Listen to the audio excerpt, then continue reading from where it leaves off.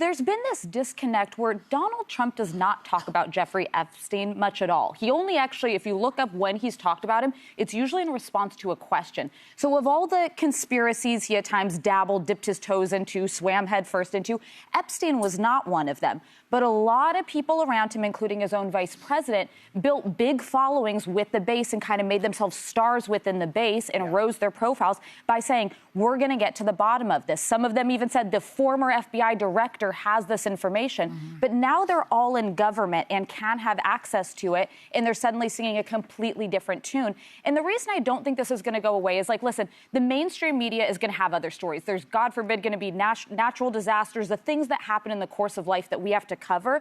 But there are these kind of so-called manosphere podcasters who played such a huge role in Donald Trump getting elected. Joe Rogan, Andrew Schultz, Theo Vaughn, who have tens of millions of listeners who are not letting this go. They've all, every one of them has said that they feel betrayed around the issue of Epstein.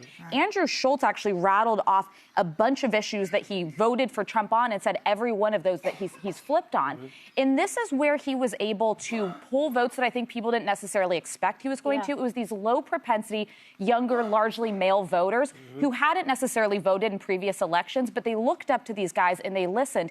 And these people are saying, do not fall for it. They're doing exactly what we say politicians and people in power do. The one caution I'd give is this, though. I don't think Dems should take this necessarily as a victory lap, because just because support might be leaving Trump on this, it doesn't mean it's coming over to the Democrats' side on the issue.